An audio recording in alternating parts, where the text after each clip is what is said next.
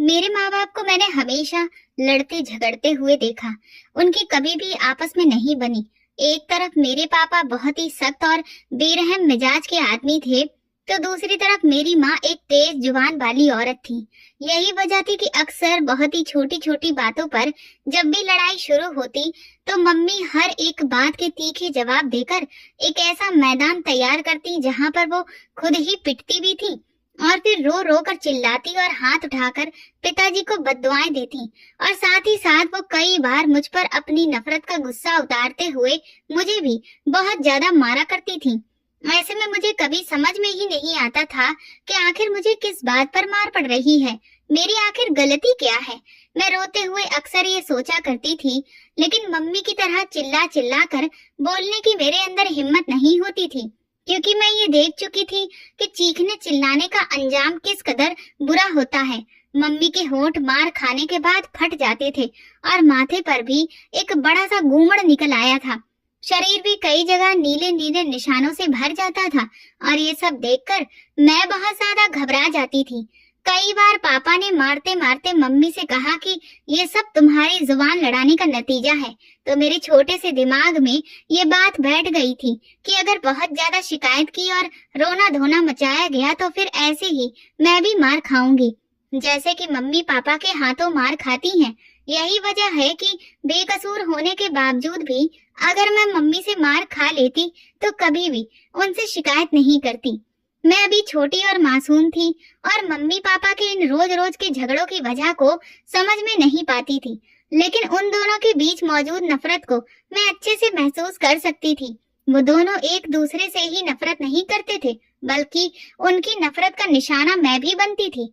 मुझे कभी याद ही नहीं कि मम्मी पापा ने प्यार से मेरे सर पर कब हाथ रखा हो। वो दोनों ही मुझे अक्सर इतनी बुरी तरह से धुतकारते कि मुझे ऐसा लगता था कि मेरी सांसें ही रुक जाएंगी। जब तक मेरी दादी जिंदा थी तब तक मैं उनकी गोद में ही खुद को सुरक्षित महसूस करती थी, लेकिन उनके मरने के बाद मेरे लिए सुरक्षा की जगह चारपाई के नीचे होती थी।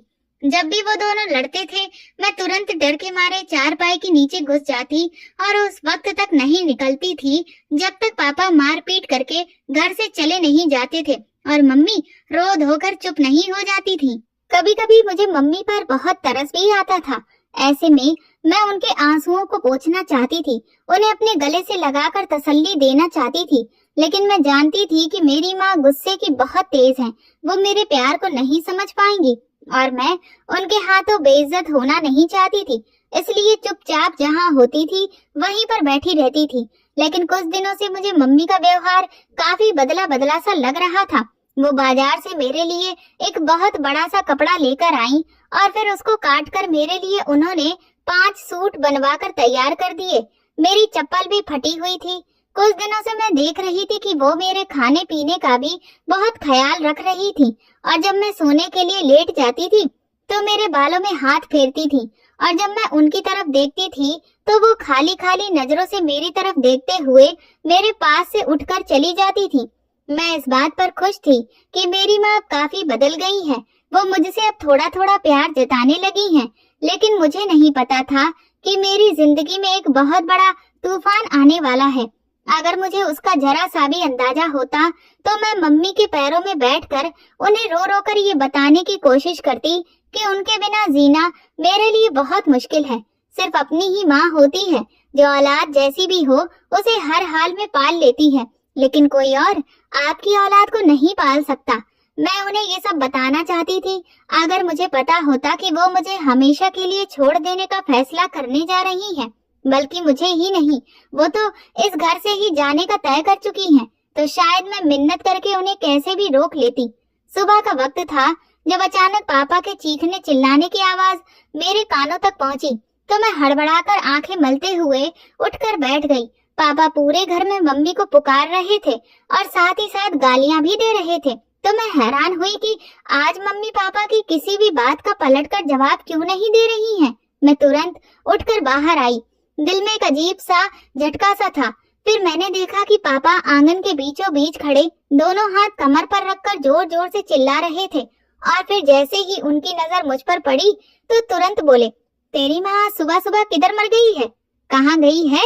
वो पूरे घर में कहीं भी नहीं है। तो पापा की बात सुनकर मेरे पैरों तले से जमीन ही निकल गई। ऐसा कैसे हो सकता था कि मेरी माँ बिना बताए कहीं पर चली जाए? तो मैंने उनसे कहा मैं देखती हूँ। मैं जैसे ही अंदर की तरफ जाने लगी तो पापा बोले, मैं सारा घर देख चुका हूँ, तेरी माँ कहीं नहीं है। अंदर क्या जा रही है? क्या वो तुझे कुछ बात कहकर गई है? तो मैंने इनकार में सिर हिलाते हुए कहा, मुझे तो कुछ भी नहीं कहा उन्होंने। पापा का गुस्सा अब कुछ परेशानी में बदलने लगा था और फिर वो अपने मुंह ही मुंह में बड़बड़ाते हुए बोले, इससे पहले तो ऐसा कभी भी नहीं हुआ कि वो बिना बताए घर से चली जाए। जा जल्दी से अपने चाचा के घर पता करके आ, क्या पता उनके घर पर गई हो। तो मैं तुरंत उल्टे सीधे चप्पल पहनकर अपनी चाची के घर भाग गई, जो 2 घर छोड़कर ही रहती थी। मैं धड़कते दिल के साथ उनके घर में दाखिल हुई और पूरे घर में नजरें दौड़ाने लगी तो एकदम मेरी चाची अपना दुपट्टा संभालते हुए मुझे घूर कर बोली, ये लड़की क्या आंखें फाड़ फाड़ कर देख रही है? क्या हुआ है? और तेरी सांस ऐसे क्यों फूल रही है? तो मैंने हकलाते हुए कहा कि वो मम्मी के बारे में पूछना था। क्यों, क्या हुआ तेरी माँ को? मैंने कहा, क्या वो यहाँ पर आई हैं? मेरी बात सुनकर मेरी चाची अपनी आईब्रो ऊपर चढ़ाकर बोली, वो भला यहाँ क्यों आएगी, वो भी सुबह सुबह? उसे तो मेरे घर में कांटे नजर आते हैं।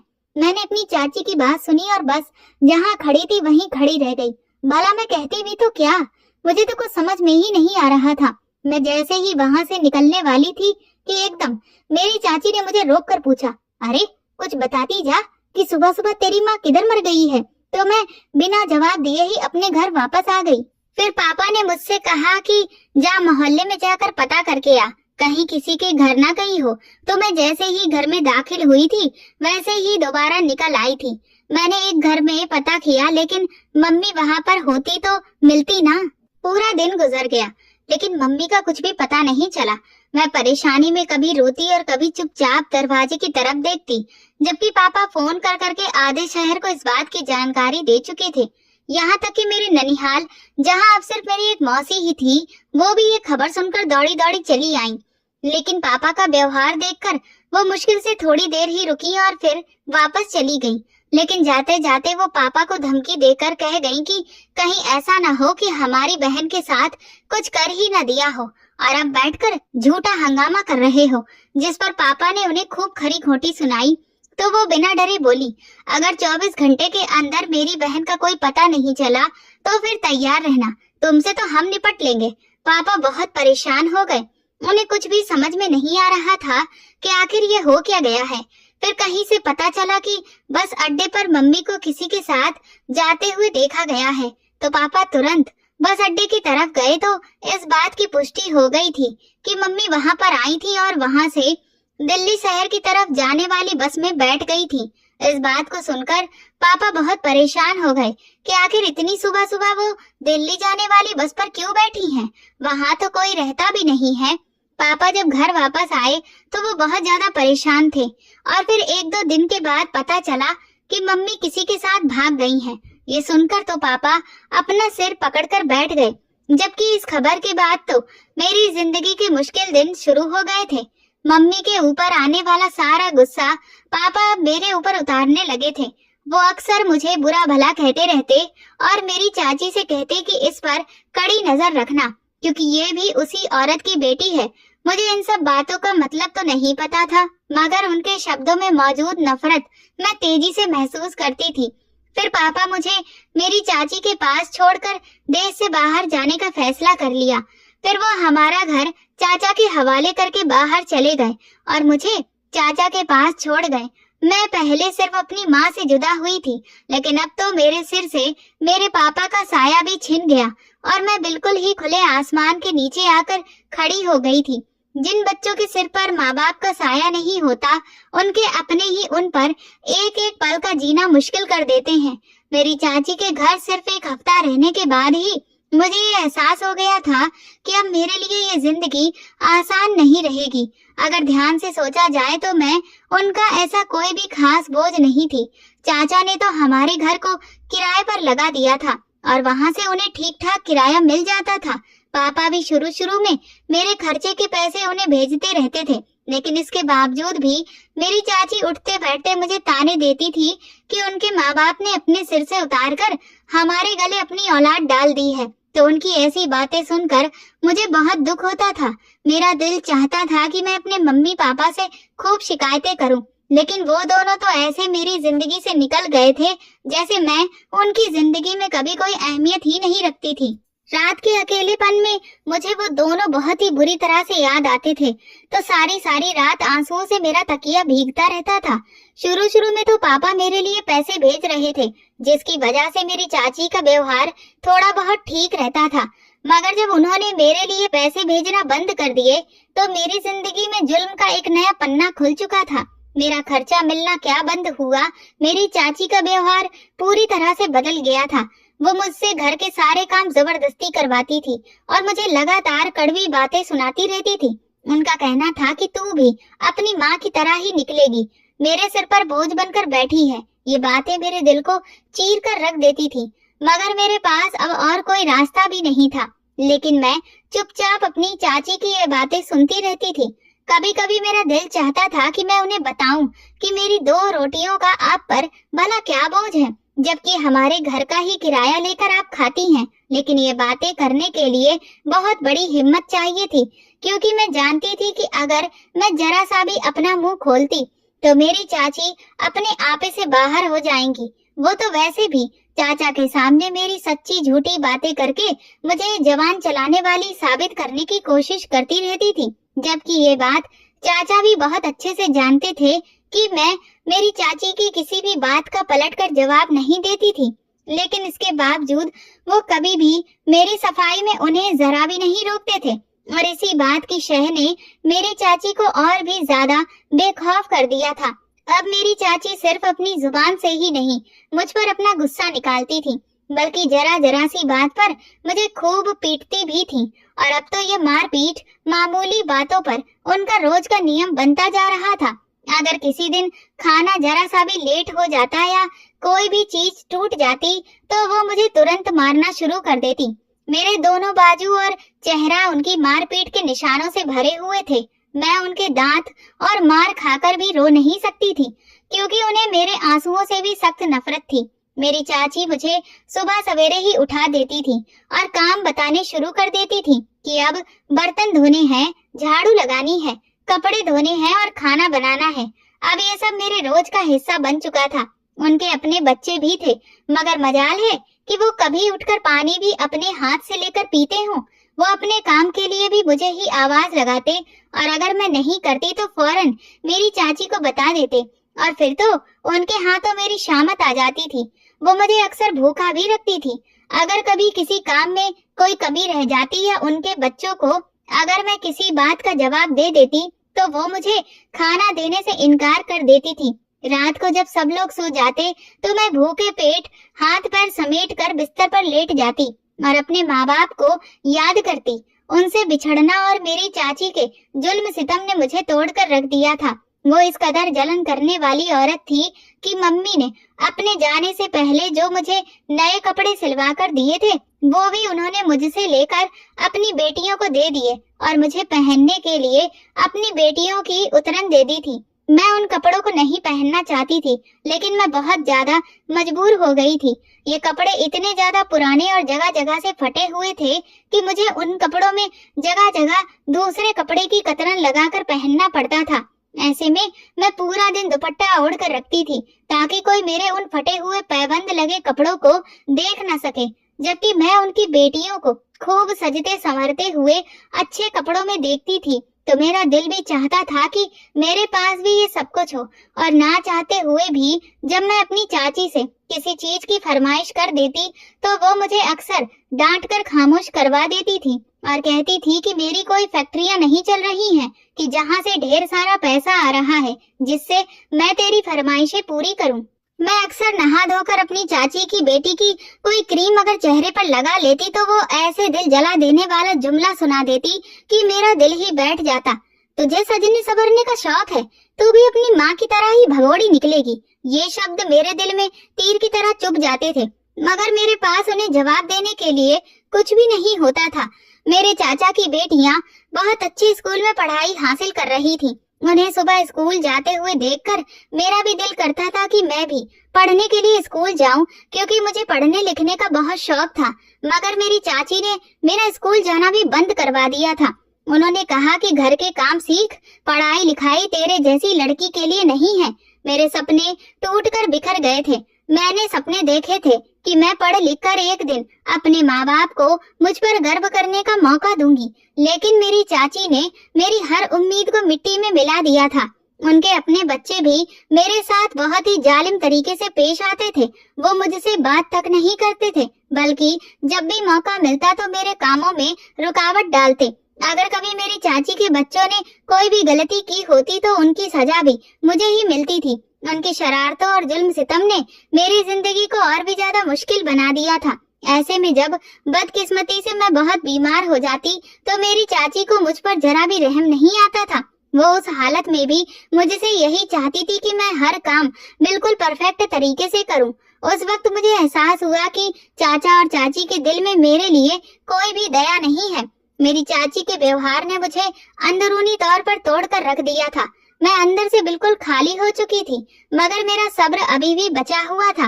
मैं भगवान से प्रार्थना करती थी कि मुझे इस नरक से कैसे भी मुक्ति दिला दे।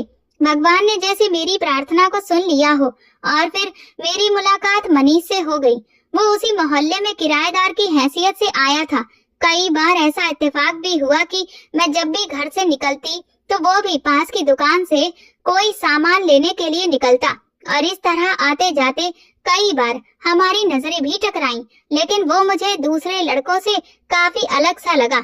एक दिन घर में मेरी चाची के मायके से काफी सारे लोग आए हुए थे, तो उन्होंने उन सबके खाने का इंतजाम किया। चाचा क्योंकि घर पर नहीं थे तो उन्होंने मुझे ही लिस्ट पकड़ा दी, और ये भी नहीं सोचा कि कितनी देर सारे सामान को मेरे दोनों कमजोर हाथ कैसे उठा पाएंगे। खैर, मैं भी बिना सोचे समझे जब लिस्ट लेकर घर से बाहर निकली और सारी चीजें खरीदने के बाद उन्हें उठाने की बारी आई, तब जाकर मेरी अकल ठिकाने आ गई और मैं परेशान होने लगी कि इतना सारा सामान दोनों हाथों से उठाकर घर तक लेकर जाना मेरे लिए आसान नहीं था। थोड़ी दूर जाकर ही मैं बहुत बुरी तरह से थकने लगी थी कि तभी अचानक एक बड़ी ही मेहरबान आवाज मुझे अपने पीछे से सुनाई दी, तो मैं एकदम से खड़ी हो गई। पीछे पलटकर देखा तो ये वही लड़का था जिससे आते जाते मेरी नजरें मिलती थीं। आप ये सारे बैग नीचे रख दीजिए, मैं उठाकर आपके घर तक छोड़ आता हूँ। मैं इनकार करना चाहता था, लेकिन ये सोचकर फिर मैं खामोश हो गई कि इस वक्त इनकार करना ठीक नहीं होगा, क्योंकि गली में दूर दूर तक कोई बच्चा भी दिखाई नहीं दे रहा था जो मेरी हेल्प कर देता या आकर एक दो बैग ही उठा लेता। इसलिए मैंने कुछ बैग नीचे रखे तो उसने सामान से भरे हुए बैग उठाकर मुझे 2 कदम आगे चलना शुरू कर दिया, और जैसे ही घर आया उसने दहलीज पर वो सारे बैग रखे और फिर बिल्कुल शांत तरीके से मेरे पास से गुजर कर जाने लगा। तो मैंने धीरे से उसे थैंक यू कहा। उसने जाते हुए मेरी तरफ हल्का सा देखा और मुस्कुराकर आगे बढ़ गया। वो मुझे अपनी उम्र के हिसाब से संजीदा और नरम लहजा रखने वाला लड़का लगा। जब पहली बार मेरी नजर उससे टकराई थी तो उसकी प्यारी मुस्कुराहट देखकर मैं हैरान रह गई, क्योंकि मैं अपने घर के मर्दों को सिर्फ माथे पर त्योरियां चढ़ाए और नाक पर गुस्सा रखे हुए ही देखता था। पहली बार मुझे कोई मुस्कुराता हुआ दिखाई दिया तो मेरे लिए ये हैरत की बात बन गई। फिर जब मैं दुकान पर जाती, अगर वो मुझसे पहले खड़ा होता तो तुरंत पीछे हट जाता और मुझे मौका देता कि मैं पहले चीजें खरीद लूं। उसकी सादगी ने मुझे उसकी तरफ धीरे धीरे खींचना शुरू कर दिया था, और आज तो जिस तरह उसने मेरे साथ हमदर्दी की थी, उसने तो मेरे दिल के तारों को ही छेड़ डाला। मनीष के साथ मेरी बातचीत का सिलसिला शुरू हुआ, जो धीरे धीरे हमारी दोस्ती में बदल गया। वो हमेशा मेरी बातों को ध्यान से सुनता और हर बार मेरी हिम्मत को बढ़ाता। उसके साथ मैंने अपनी जिंदगी के हालात बयां किए और उसे अपनी चाची के जुल्म सितम के बारे में खुलकर बताया, ताकि वो मेरे बारे में संजीदगी से सुने और फिक्र करे। वक्त गुजरने लगा और उसके साथ साथ मनीष के साथ साथ बातचीत ने मेरे दिल में उम्मीद जगा दी। मैं सपने देखने लगी कि शायद मेरी जिंदगी में एक नया मोड़ आने वाला है। मनीष मुझे अपनी जिंदगी का सहारा लगने लगा, जिससे मैं अपने दिल की हर बात कह सकती थी। और जब वो मेरी सारी बातें सुनने के बाद मुझे जिस अंदाज में तसल्ली देता, मुझे लगने लगा कि अगर कोई मेरा पति होगा तो वो मनीष के जैसा ही होगा, जाने क्यों मैं दिल के अंदर ही अंदर मनीष को अपने पति की हैसियत से देखने लगी। लेकिन मनीष शादी के बारे में कभी बात नहीं करता था, जिससे मेरा दिल अक्सर उदास हो जाता। मैं बार बार अपनी दिक्कतें बताती, लेकिन वो खामोशी से मेरी बातें सुनता और कोई भी कड़ा फैसला करने से बचता था। और यही बात कई बार मेरी परेशानी का कारण भी बनती जा रही थी, क्योंकि सच तो ये था कि मैं अपनी चाची के घर से निकलना चाहती थी। मैं अपनी जिंदगी से बहुत ज्यादा परेशान हो गई थी और चैन की सांस लेना चाहती थी, लेकिन मनीष कोई फैसला ही नहीं कर पा रहा था। मैं कई बार बातों को घुमा घुमा कर शादी के मुद्दे तक लेकर आई थी, लेकिन वो बात का मोड़ ही बदल देता था और मैं खामोश हो जाती। मगर जब एक उम्र दराज आदमी का रिश्ता मेरे लिए आया तो मैं चौंक गई। मैं बस ये देखना चाहती थी कि आखिर मेरी चाची मेरे मामले में इस मोड़ पर कोई इंसाफ करेंगी या हमेशा की तरह मेरी जिंदगी के इस फैसले को भी अपने जुल्म और फिर ज्यादती का निशाना बना डालेंगी, क्योंकि उन्होंने अपनी बेटियों के लिए तो अपनी उनकी उम्र के मुताबिक ही लड़के देखने शुरू किए थे और अच्छे घरों में रिश्ता भी किया। तो मुझे लगने लगा कि शायद मेरे लिए भी उनके दिल में कोई तो हमदर्दी बची होगी। मगर मेरी ये सोच बिल्कुल बेकार की निकली। जब मेरी चाची ने एक बूढ़े के साथ मेरा रिश्ता तय करने का फैसला किया, ये सुनते ही मेरे तन बदन में आग लग गई। मेरा दिल जोर जोर से धड़कने लगा और दिल चाहा कि मैं तुरंत उठकर मनीष के पास जाऊं और उसे झंझोड़ कर बताऊं कि आखिर वो चाहता क्या है। फिर दूसरी तरफ मेरा दिल भी डरने लगा कि क्या खबर वो मुझसे शादी करने से पूरी तरह से मना ही कर दे, या फिर वो ऐसा कुछ भी नहीं चाहता हो। पर अब तक हमारी जितनी भी मुलाकातें हो चुकी थी, इसमें वो कहीं ना कहीं तो शादी का कोई इशारा तो देता। लेकिन मैंने अपनी जिंदगी का जुआ खेलने के बारे में सोचा, क्योंकि मैं मनीष को चाहती भी थी और उसे खोना मेरे लिए आसान नहीं था। मैंने तय कर लिया था कि अगर वो मना भी कर देगा तो भी मैं कभी इस बुजुर्ग से शादी नहीं करूंगी, चाहे फिर मुझे घर ही क्यों ना छोड़ना पड़े। इसलिए मैं सबसे नजर बचाकर घर से निकली, ताकि मनीष को बता सकूं कि मेरे बारे में मेरी चाची ने क्या फैसला कर डाला है। एक सस्ते से होटल में मनीष मुझे फिर लेकर गया तो मैंने उसे साफ साफ बात करने की ठान ली और उससे कहा कि अगर वो मुझसे प्यार करता है तो उसे मेरे साथ शादी करनी होगी। मैंने उसे साफ शब्दों में कह दिया कि वो मेरे साथ शादी करे, वरना मैं खुद को इस मुसीबत से निकालने के लिए कुछ भी करने को तैयार हूँ। वो काफी देर सोच में डूबा रहा और इस दौरान मेरे दिल में बेचैनी बढ़ती गई। मैं भगवान से प्रार्थना करने लगी कि मनीष कहीं मुझसे शादी से मना ही ना कर दे। लेकिन कुछ देर सोचने के बाद उसने मेरी तरफ ध्यान से देखा और फिर कहा कि मेरे आगे पीछे कोई भी नहीं है जो तुम्हारा रिश्ता मांगने के लिए आए, और जो हालात तुम बता रही हो कि तुम्हारा रिश्ता इस तरह से तुम्हारी चाची ने कर दिया है, तो ऐसे में अगर मेरा रिश्ता तुम्हारे घर जाता भी तो वो जरूर पूछताछ करेंगी, और जब उन्हें पता चलेगा कि हम दोनों एक दूसरे को पसंद करते हैं तो शायद वो जानबूझकर तुम्हारा और मेरा रिश्ता होने ही नहीं देंगी। तो ऐसे में अगर वो इनकार कर देती हैं तो फिर तुम क्या करोगी? मनीष का ये सवाल बड़ा ही अजीब सा था। काफी देर तो मुझे समझ ही नहीं आया कि मैं इसका क्या जवाब दूं। मैंने मनीष से कहा कि मैं किसी भी हाल में उस बुजुर्ग से शादी नहीं करूंगी, ये बात तो तय है। बाकी अगर तुम्हें मुझसे शादी करनी है तो मैं घर छोड़ने के लिए भी तैयार हूँ। मेरी बात सुनकर मनीष के चेहरे पर एक अजीब सा भाव आया। उसने मेरी बात से इत्तेफाक रखते हुए कहा कि ठीक है, हम दोनों भागकर शादी ही कर सकते हैं, क्योंकि इसके अलावा और कोई भी रास्ता नहीं है। अगर तुम गंभीर हो तो फिर मैं कुछ न कुछ बंदोबस्त करता हूँ, ताकि हम दोनों यहाँ से जल्दी भागकर किसी और शहर में अपनी नई जिंदगी शुरू करें। तो मैंने उसके फैसले पर खुशी से सिर हिलाया और फिर खामोशी से घर आ गई। मनीष से मिलकर सारी बात तय करने के बाद मेरे दिल में एक अजीब सा सुकून आ गया था। मैंने धीरे धीरे अपना जरूरी सामान इकट्ठा करना शुरू कर दिया, क्योंकि मनीष ने मंगलवार का दिन बता दिया था कि उसी दिन हमें यहाँ से निकलना है, इसलिए वक्त कम था। मैंने चुपके चुपके तैयारी शुरू कर दी, लेकिन मेरे पास था ही क्या सिवाय कुछ कपड़ों के। मैंने एक बैग में 2-3 जोड़े रख लिए और मंगलवार का बेचैनी से इंतजार करने लगी। और जैसे ही मंगल की रात शुरू हुई तो मैंने तय किए हुए वक्त पर घर से निकली। मनीष के साथ मुलाकात के ठिकाने पर पहुंचकर मुझे ऐसा लगा जैसे मेरे दुखों का बोझ हल्का हो गया है।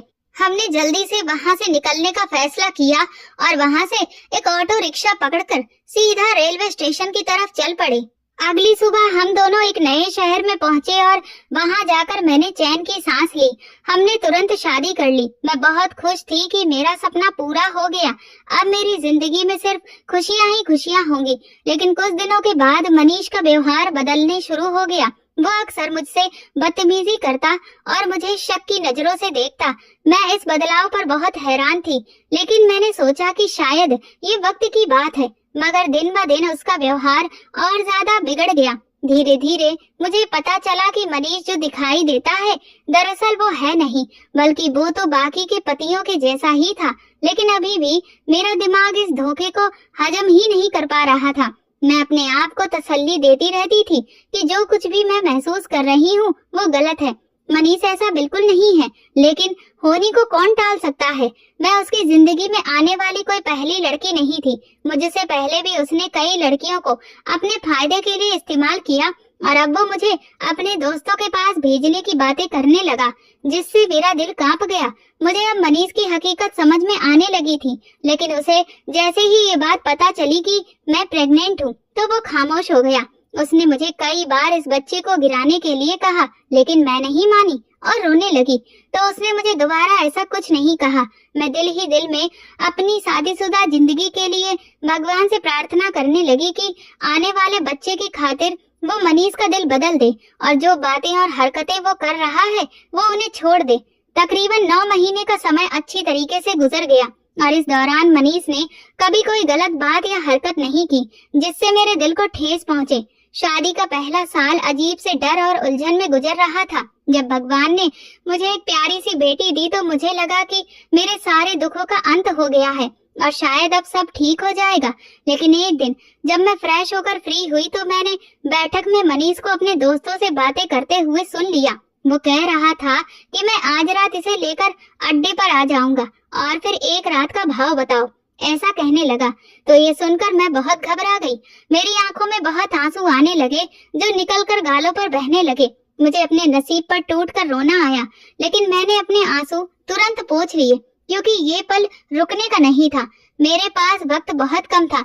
अगर आज मैं मनीष की बात मानकर गलत रास्ते की तरफ चलने लगती तो कल मेरी बेटी भी बड़ी हो जाती। मैंने अपनी मासूम बेटी के चेहरे की तरफ देखा तो ये फैसला किया कि मैं किसी भी हाल में इस दलदल में फंसने वाली नहीं हूँ और ना ही कभी अपनी बेटी को इस गंदगी के रास्ते पर चलने दूंगी। मैंने ठान लिया कि मुझे अब यहाँ से निकलना होगा। मैंने कुछ पैसे जमा किए और चुपके से वहाँ से फरार होने का प्लान बनाया और अपनी मौसी के घर की तरफ जाने का सोच लिया। वहां जाने का ख्याल इसलिए भी आया कि अगर किसी भी तरीके से मनीष मेरे पीछे आया तो मेरे साथ मेरे अपने खड़े होंगे और ऐसे में वो मेरा कुछ भी नहीं बिगाड़ सकेगा, वरना अगर मैं अकेली हुई तो वो फिर से मेरा शिकार करेगा। ये सोचकर मैंने अपनी बेटी को एक चादर में लपेटा और जैसे ही मनीष निकला तो मैं तुरंत दुपट्टा ओढ़कर घर से बाहर निकल आई। घर के पास में ही एक बस अड्डा था। मैं तुरंत वहां पहुंची तो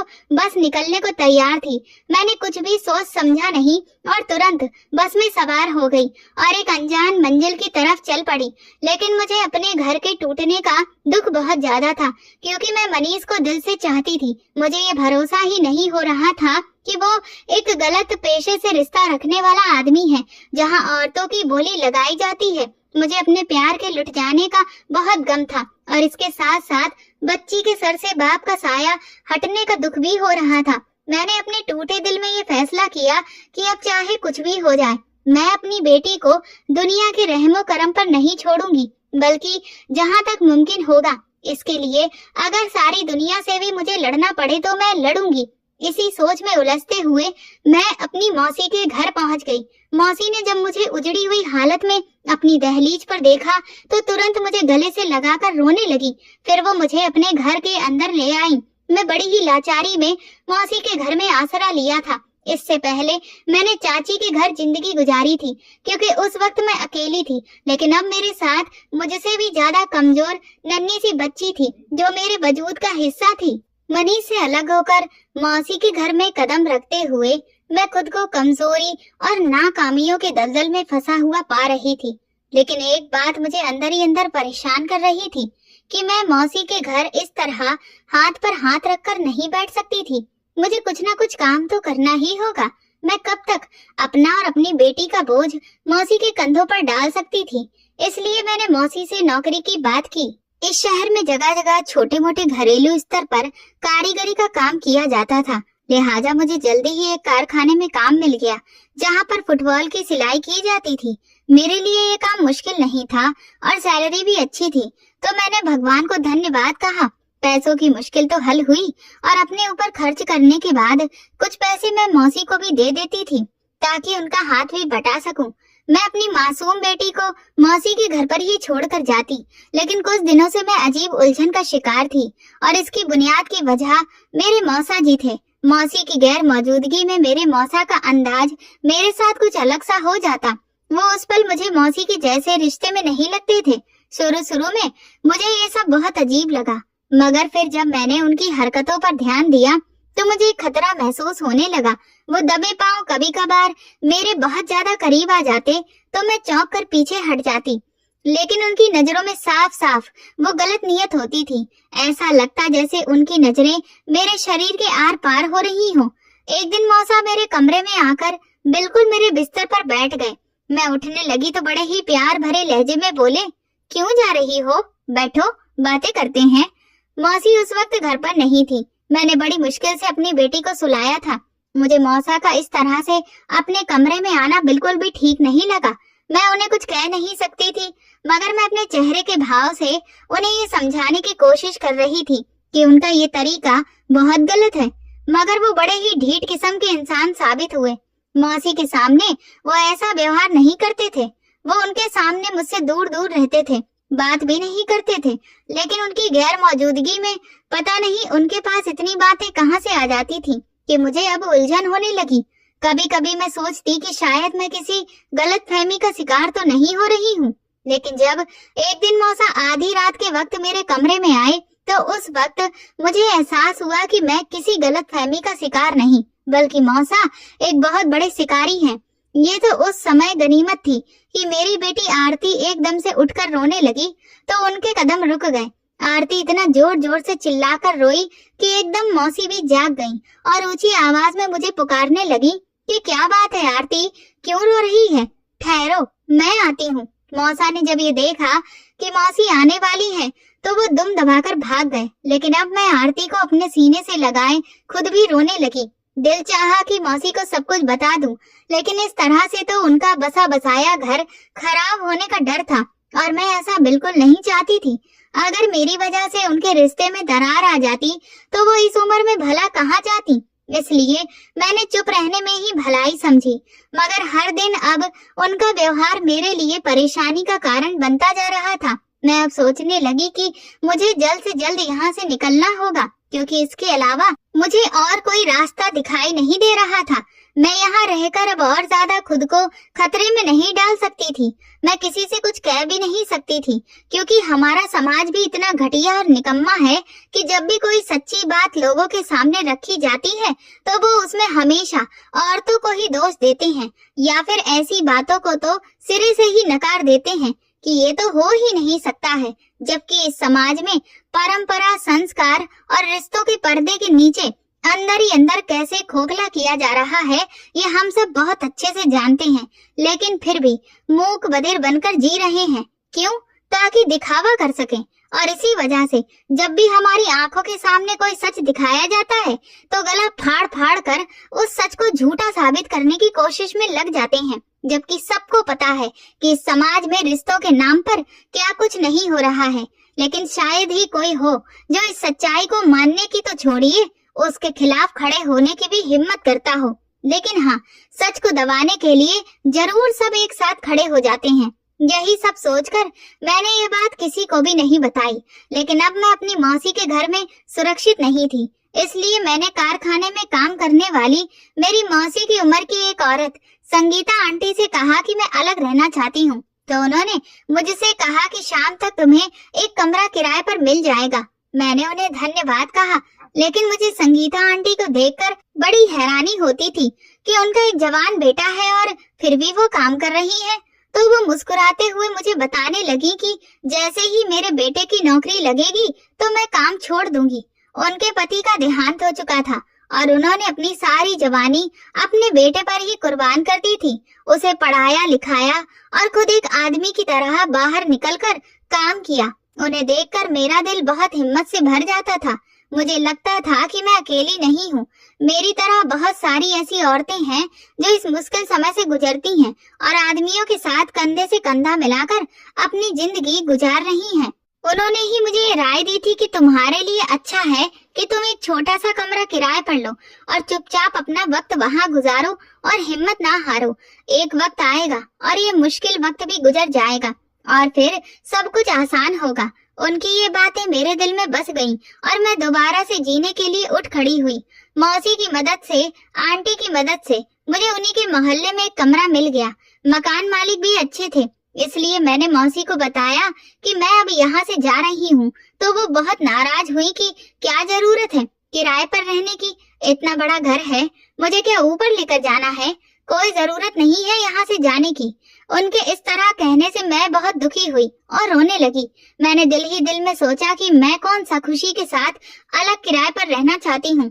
अगर मेरी इज्जत को यहाँ खतरा नहीं होता तो मैं ये फैसला कभी भी ना लेती। लेकिन मैं चुप रही और मौसी को तसल्ली देते हुए बोली कि मेरा घर कारखाने के नजदीक है, यहाँ आते जाते मुझे बहुत सारा किराया लग जाता है और बचत भी ना के बराबर होती है, इसीलिए मुझे कारखाने के पास ही घर लेना ठीक लग रहा है। मौसी ने जब मेरी पूरी बात जानी तो फिर वो चुप हो गई। फिर मैं बड़े ही भरे दिल के साथ अपना सामान सपेटने लगी और अपनी बेटी आरती को लेकर उस एक कमरे के घर में शिफ्ट हो गई। जब मैं अपनी मौसी की तरफ देखती तो मेरा दिल परेशान हो जाता, क्योंकि इस पूरी भरी हुई दुनिया में मेरा खून का रिश्ता सिर्फ एक ही था जो मेरे दुख पर परेशान होता था, जिसने मेरे लिए अपने घर के दरवाजे खोल दिए थे। अगर संगीता आंटी को देखती तो ऐसा लगता था कि जैसे मैं अपनी माँ से बात कर रही हूँ। उनकी अनमोल मोहब्बत ने मेरे दिल में उनके लिए बहुत प्यार भर दिया। हम दोनों साथ साथ कारखाने जाते और वापस आते। वापसी पर कई बार वो मुझे सब्जी मंडी लेकर जाती। शाम को हम वहाँ सस्ती सब्जी खरीदते। जिंदगी गुजारने के लिए छोटे छोटे तरीकों में धीरे धीरे उनसे सीखने लगी तो मुझे लगने लगा कि अगर हिम्मत कर ली जाए तो जिंदगी इतनी भी मुश्किल नहीं है। कभी कभी हम अपनी जिंदगी में खुद ही मुश्किलें बढ़ाते चले जाते हैं, ये सोच कर कि अगर ये सहारा ना हुआ तो हम जीते जी मर जाएंगे। हालांकि कोई किसी के आने या जाने से मरता नहीं है, मौत का वक्त तो तय है और वो अपने वक्त पर ही आती है। तो फिर जिंदगी की छोटी छोटी मुश्किलों से क्या डरना। एक दिन आंटी हमारे घर मिठाई लेकर आई। वो बहुत खुश थी, उनके बेटे की नौकरी पक्की हो गई थी। तो मुझे बहुत खुशी से बताने लगी कि अब मैं काम छोड़ रही हूँ। उन्हें इतना खुश देखकर मैंने उनके लिए दिल से प्रार्थना की, क्योंकि सारी जिंदगी उन्होंने अपने बेटे को पालने में बहुत मुश्किल झेली थी और इस वजह से दूसरी शादी भी नहीं की। अब ये वक्त उनका था कि वो अपनी मेहनत के फल का आनंद उठाएं। वो मेरे लिए एक रोल मॉडल थी। अब मैं बिना किसी डर के कारखाने चली जाती थी, लेकिन जब तक उनकी और मेरी संगत रही उन्होंने मुझे एक मजबूत लड़की बनाने में बहुत ही अहम किरदार अदा किया था। हालांकि ये किरदार तो मेरी माँ को निभाना चाहिए था, मगर अफसोस कि वो उस वक्त मुझे छोड़कर चली गईं जब मुझे उनकी सबसे ज्यादा जरूरत थी। और अब इतने मुश्किल हालात में भी वो कहीं पर भी मुझे दिखाई नहीं दे रही थी। लेकिन भगवान ने मेरी मदद उस अजनबी औरत के जरिए की जिसके लिए मैं संगीता आंटी की बहुत शुक्रगुजार थी। आंटी ने अपने बेटे की शादी कर दी। उनकी बहू गुड़िया बहुत पूजा पाठ करने वाली और लोगों को दान देने वाली, दूसरों की मदद करने वाली लड़की थी। मुझे ये सुनकर बहुत खुशी हुई कि आंटी की जिंदगी में अब सुकून था और वो अपने बेटे और बहू के साथ अच्छे से जिंदगी गुजार रही थी। उस दिन बाद जब मैं आंटी के घर मिलने गई तो जो नजारा मेरी आंखों ने देखा वो मेरे लिए हैरत का कारण बन गया।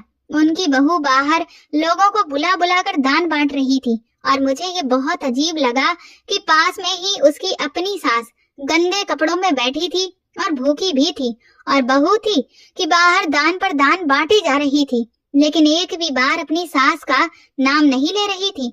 मैंने आंटी के हाथों को धुलवाया और उन्हें नए कपड़े पहनने के लिए दिए। उनके बिस्तर भी मैंने खुद साफ किया। फिर मैंने उनसे पूछा, आपको भूख लगी है, खाना लाकर दूं? तो उनकी आंखों में आंसू आ गए। वो धीरे से बोली, बेटी मेरी हालत बहुत खराब है, मेरी बहू बहुत जालिम है, वो मेरी बिल्कुल भी परवाह नहीं करती, वो तो बस लोगों को दान देने में मगन रहती है। जिससे उसकी नाम बड़ी होती रहे और मेरा कोई ख्याल नहीं रखती। ये सुनकर मेरा दिल टूट गया। हालांकि जिंदगी भर की कुर्बानियों का ये बदला उन्हें मिला था, जिसके लिए वो अपनी पूरी जिंदगी खपा चुकी थी। वही बेटा और बहू अब उनकी हालत पर ध्यान देने की बजाय अपनी जिंदगी एंजॉय कर रहे थे। मुझे बहुत अफसोस हुआ। आंटी ने अपनी जिंदगी अपने बेटे की परवरिश में गुजार दी और आज जब वो बुजुर्ग और बीमार हो गई हैं, तो उनका बेटा उनके साथ नहीं था और बहू भी उनकी देखभाल करने की जगह अपने काम में व्यस्त थी। आंटी की आंखों में बेबसी और मायूसी थी, लेकिन उनके शब्दों ने मेरे दिल को हिला दिया। बेटी, मुझे नहीं लगता कि मेरी जिंदगी में कुछ बदलेगा। मेरी बहू ने मेरे साथ इतनी ज्यादती की है और अब मुझे कोई उम्मीद नहीं रही। बस प्रार्थना करो कि भगवान मुझे मोहताज ना करे। मैं उनके माथे पर हाथ फेरते हुए बोली, आपको कोई परेशानी नहीं होगी। आपने सारी जिंदगी मेहनत की कमाई करके ही गुजारी है और भगवान ईमानदार और मेहनती इंसान के साथ बुरा नहीं करता और मुझे भरोसा है कि वह आपकी मदद जरूर करेगा। ये मुश्किल वक्त भी गुजर जाएगा। आंटी ने अपने आंसू पीते हुए कहा, मेरी बहू बहुत जालिम है।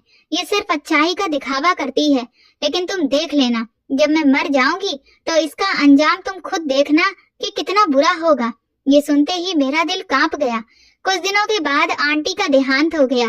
उसी दिन मुझे एहसास हुआ कि जैसे मेरी अपनी सगी माँ मुझे छोड़कर चली गई। मैं बहुत रोई। उनकी बहू ने उनके मरने पर लोगों को खूब दान दिया। मोहल्ले में उनकी बहू की अच्छाइयों के बहुत चर्चे हो रहे थे। उसने अपनी सास के मरने पर शांति पाठ कराया और गरीब बच्चों को खाना भी खिलाया। वो एक बहुत ही अच्छी बहू के तौर पर सब तरफ मशहूर हो गई थी। लेकिन जाने क्यों आंटी के साथ उसने जो जुल्म किया था, वो जब भी मुझे याद आता तो मेरा दिल चाहता कि मैं मोहल्ले की एक एक औरत को पकड़कर उसके असली चेहरे के बारे में बताऊं कि आंटी जैसी अच्छी औरत किस तरह उसके हाथों रो रो कर इस दुनिया से गई हैं। उसकी बहू ने आंटी के बेटे की आंखों पर ऐसी पट्टी बांध रखी थी कि उसे अपनी माँ की पुकार भी सुनाई नहीं देती थी। सच कहा है, औरत अगर मक्कारी करने पर उतर आए तो अच्छे भले आदमी के दिमाग को भी बंद कर देती है। 2 दिन बाद ही आंटी की बहू ने अपने घर में एक लंगर रखा और मुझे भी दावत दी।